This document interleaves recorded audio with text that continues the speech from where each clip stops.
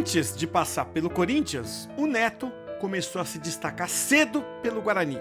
E o bicho foi atrevido, viu? Então já deixa o like aí, porque é aqui no Memória Fiel que o passado preto e branco ganha cores. O Neto começou a chamar atenção no Guarani no começo dos anos 80. E ele ainda tinha espinha na cara quando fez parte da seleção no Pan-Americano de 83 e já era um destaque lá pelo time de Campinas. Em junho de 84, o Corinthians chegou a cogitar a contratação do Neto, mas ficou só na especulação. E seria melhor ter contratado, porque 3 meses depois, no dia 9 de setembro de 84, os dois times iam se enfrentar no Brinco de Ouro. E era justamente o aniversário de 18 anos do Neto, que já era meio língua solta, viu? E disse para os jornais que, apesar de ser corintiano, queria muito fazer um gol no aniversário dele. E para fazer esse gol de aniversário, o Neto ia ter que furar a defesa de um time embalado. Sim, porque o Corinthians tinha vencido os últimos 4 jogos do Paulistão, um deles contra o Palmeiras. Só que, cá entre nós, tinha uma desvantagem enorme, viu? Como parte do acordo da venda do Sócrates para a Fiorentina, o Timão fez um amistoso lá em Florença, na Itália, na quarta-feira.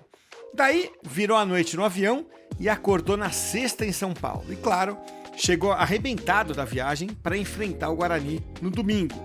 E sem o Birubiru machucado, o Jair Pisserni levou para Campinas o Corinthians com Solito no gol, Edson, Juninho, Mauro e Vladimir, Paulinho, Arthurzinho e Zenon, Paulo César, Dicão e Eduardo. O Guarani entrou em campo com Sidmar no gol, Cocada, Júlio César, Wilson Gotardo e Zé Mário, Ney, Rubens Feijão e Neto, Chiquito, Gerson e Hernani Banana. O técnico era o Carlos Alberto Silva.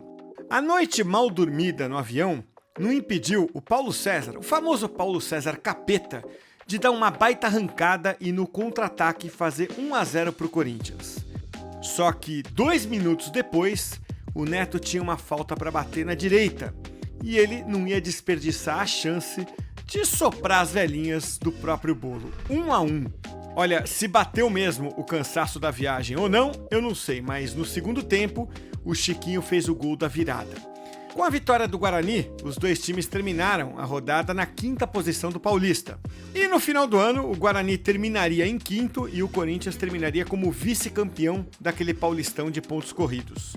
Por ter feito gols importantes como esse contra o Corinthians, o Neto já tinha tanta moral lá em Campinas que, na hora de renovar o contrato, em 85, ele pediu um aumento de quase 17 vezes do valor do salário. E você sabe, né? No pacote do Neto vinha também o temperamento dele. E já em 85 ele arrumaria as primeiras encrencas públicas por indisciplina. E não precisa contar, né, que o Neto acabaria depois fazendo muito mais história quando o Corinthians tinha o Guarani do outro lado.